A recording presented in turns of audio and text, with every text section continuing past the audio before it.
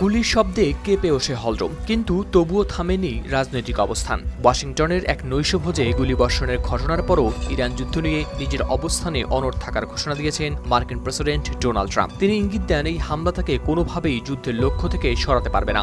ঘটনাটি ঘটে Washington Hilton হোটেলে, যেখানে চলছিল হোয়াইট হাউস করেসপন্ডেন্টস অ্যাসোসিয়েশনের অনুষ্ঠান।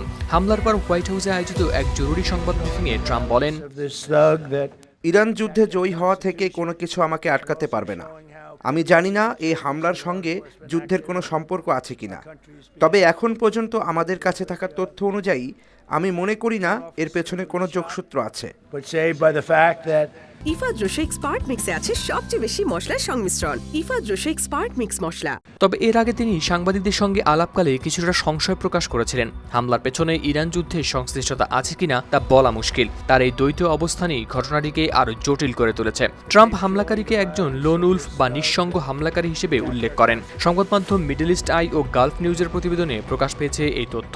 অর্থাৎ কোনো সংগঠিত নেটওয়ার্ক নয়, বরং এককভাবে চালানো একটি হামলা। এ নিয়ে যুক্তরাষ্ট্রের ভারপ্রাপ্ত অ্যাটর্নি জেনারেল টড ব্ল্যাঞ্চ এই হামলাকে বর্ণনা করেছেন অত্যন্ত গুরুতর হিসেবে। তিনি জানান, শিগগিরই এই ঘটনায় দায়ের করা হবে আনুষ্ঠানিক অভিযোগ। Federal bureau of investigation FBI পরিচালক ক্যাশ প্যাটেল বলেন, তদন্তকারীরা ঘটনাস্থল থেকে উদ্ধার করা অস্ত্রগুলো পরীক্ষা করে দেখছেন। পাশাপাশি নেওয়া হচ্ছে প্রত্যক্ষদর্শীদের জবানবন্দিও। ওয়াশিংটনের পুলিশ প্রধান জেফ্রি ক্যারল জানান, সন্দেহভাজনের কাছে একাধিক অস্ত্র ছিল, তবে এখন পর্যন্ত অন্য কোনো সহযোগীর প্রমাণ পাওয়া যায়নি।